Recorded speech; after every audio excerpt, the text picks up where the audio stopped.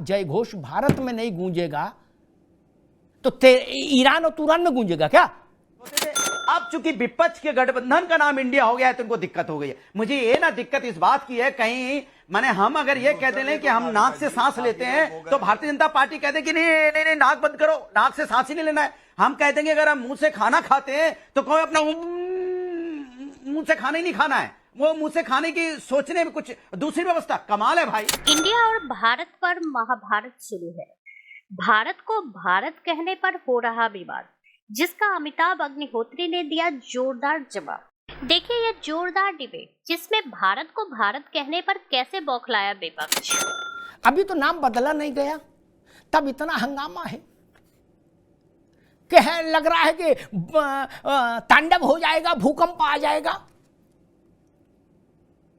और मासूमियत की इंतहा ये कहते जी हम तो मुद्दा ही नहीं बनाना चाहते, विपक्ष कह रहा है इसको, लेकिन इस पे बोलेंगे, लगातार मुद्दा नहीं बनाना चाहते।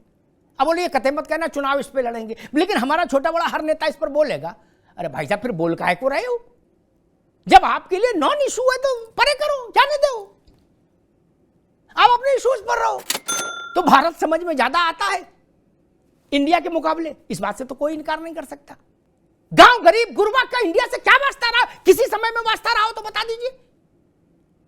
और कोई माई का लाल इंडिया के नाम पर वोट मांग के दिखा दे, कोई माई का लाल इंडिया के नाम पर वोट मांग के दिखा देना। अभी तो 160 दिन बाद चुनाव है। T20 লাঞ্চে না ডিনারে তাতে লেখা আছে ভারত বলে। আরে ভারত তোমরা বলি, এতে নতুনত্ব কি আছে? ইংরেজিতে বলি ইন্ডিয়া, ইন্ডিয়ান কনস্টিটিউশন, হিন্দিতে বলে ভারত কা সংবিধান, কিন্তু ইন্ডিয়ার নামটা নামে সারা বিশ্ব চেনে।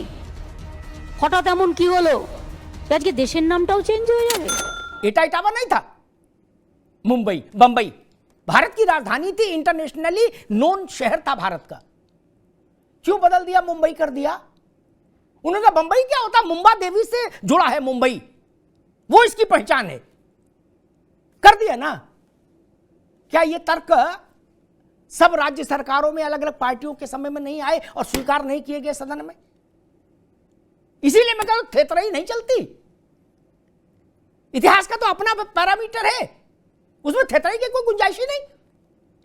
इतना बुरा लगते कि राष्ट्रपति भवन को त्याग करना चाहिए अभी इसी वक्त, क्योंकि वो जो राष्ट्रपति भवन वो वाइसरॉय की हाउस है। लॉर्ड आरविन पहले इसका बासिंदा थी, माउंटबेटन और सारे अंग्रेजों की, तो ये वाइसरॉय हाउस है। आजादी के बाद ये प्रेसिडेंट हाउस है, तो पहले उसको त्याग करना चाहिए। नॉर्थ ब्लॉक साउथ ब्लॉक को त्याग करना चाहिए, सब भारत बना दो, सब खाली करा दो पहले, और जरूरत पड़े तो गोला दागो और उड़ा दो, अगर इतना ही नफरत है इंडिया नाम से। आप राष्ट्रपति भवन तक भी खाली कराए दे रहे हो, बोले ये भी हटा दो। क्या रविंद्रनाथ टैगोर पर भी मुकदमा करेंगे? नहीं ना। और एक मैंने जो तर्क रखा उसका उत्तर मुझे नहीं मिला कि भारत की सरकार ने ट्रांसलेशन कराया और भाजपा की सरकार ने नहीं, कांग्रेस की सरकार ने ट्रांसलेशन कराया भारत की विभिन्न भाषाओं में भारत के संविधान का। ठीक,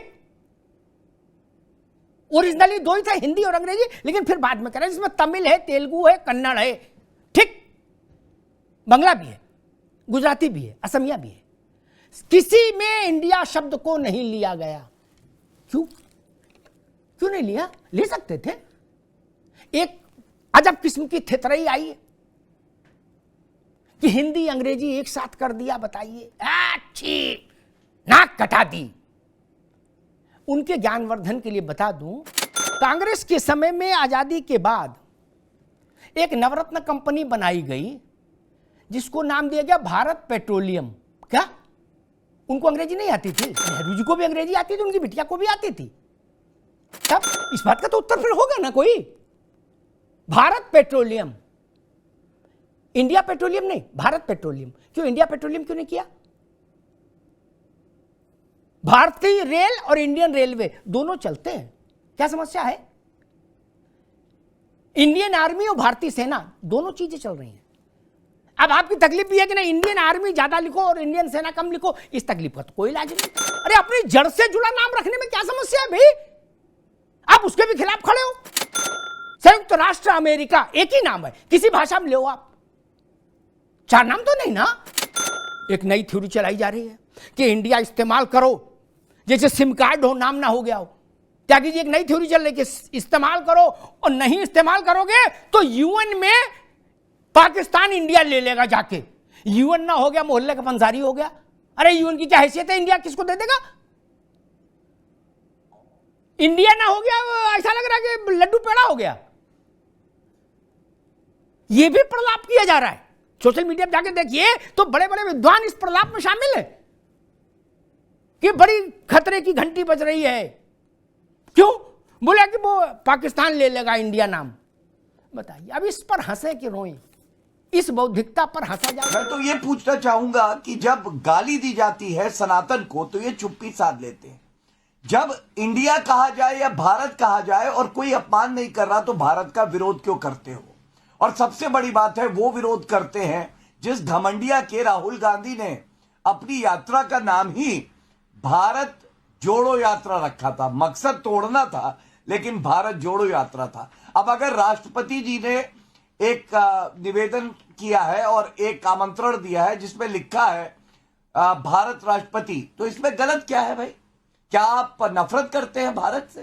क्या आप ये कहना चाह रहे भारत का इस्तेमाल ना हो? यही सवाल है कि इनका स्टैंड क्या है। पहले स्टैंड तो बताएं, फिर तो चर्चा करेंगे नाविका जी। और इन्हीं के नेता, बीजेपी के नेता बोलते थे vote for India, vote for, उधर से आवाज आती थी इंडिया, बड़े खुश होते थे।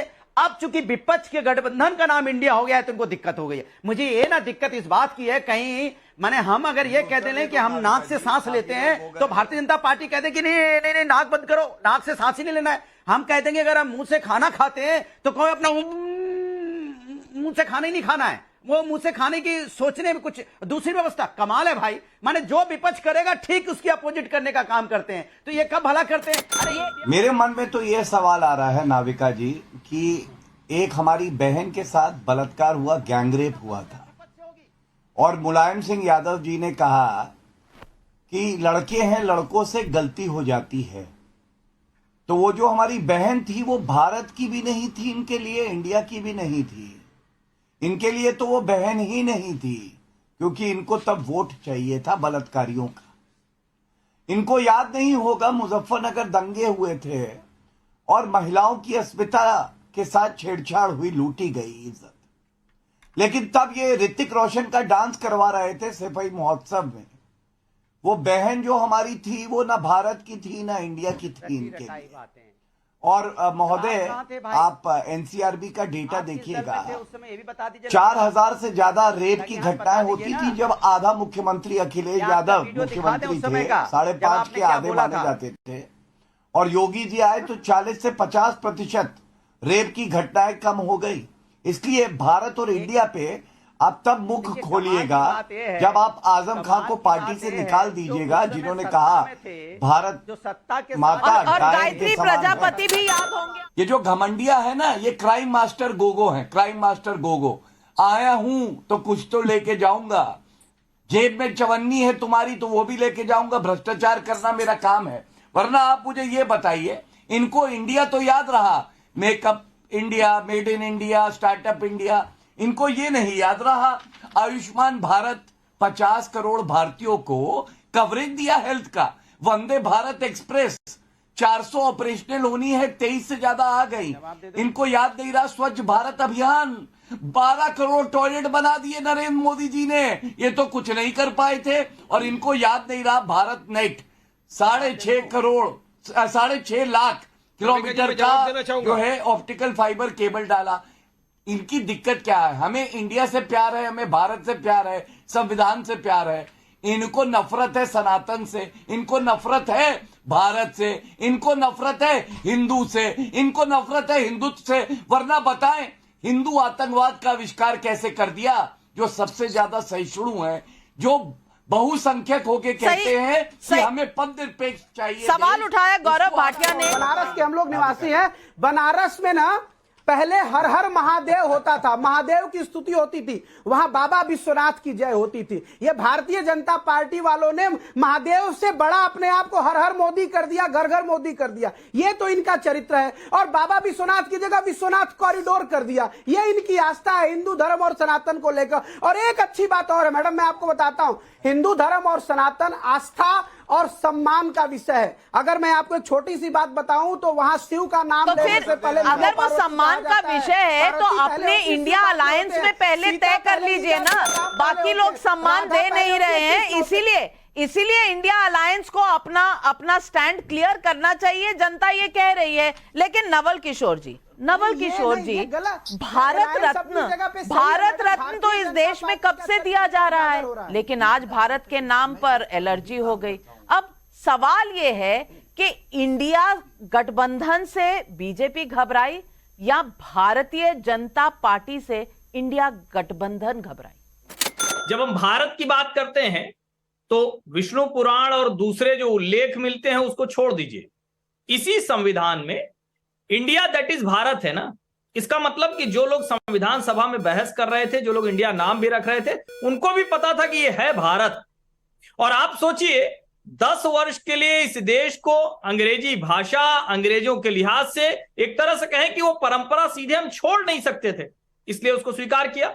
लेकिन उसी संविधान सभा में कहा गया था कि हम 10 वर्ष बाद इसको ठीक करेंगे। आज 75 वर्ष बीत गए, हम नहीं ठीक कर पाए। देश का नाम इंडिया से भारत किए जाने की सुगबुगाहट के बीच यूनाइटेड नेशन ने भी अपना पक्ष रखा है। बीते मंगलवार को राष्ट्रपति द्रौपदी मुर्मू की तरफ से G20 रात्रि भोज के निमंत्रण में उसका जिक्र इंडिया के राष्ट्रपति के बजाय भारत के राष्ट्रपति के रूप में किया गया, जिसके बाद विपक्षी दलों ने सरकार पर देश का नाम बदलने का आरोप लगाया। कथित तौर पर देश का नाम इंडिया से भारत रखे जाने के पक्ष और विपक्ष में कई आवाजें उठी। कई लोगों ने इसका समर्थन किया तो बहुत से लोगों ने इसका विरोध भी किया।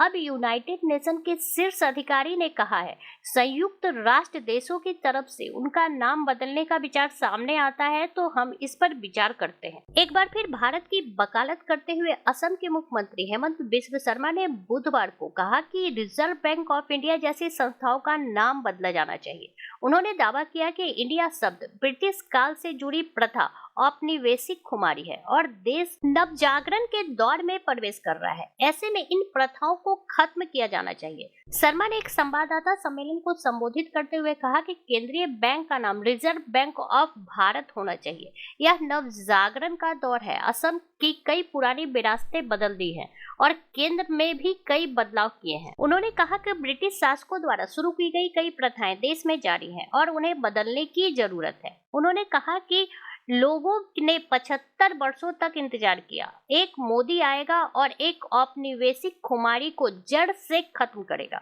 उन्होंने कहा कि नेहरू द्वारा किए गए किसी भी काम के लिए मोदी जी को कैसे दोषी ठहराया जा सकता है। उन्होंने इंडिया नाम का इस्तेमाल और औपनिवेशिक प्रथाओं को जारी रखने के संदर्भ में यह बात कही। उन्होंने कहा कि मनमोहन सिंह ने भारत के प्रधानमंत्री के रूप में शपथ ली थी, जबकि HD देवेगौड़ा ने इंडिया के प्रधानमंत्री के रूप में शपथ ली थी।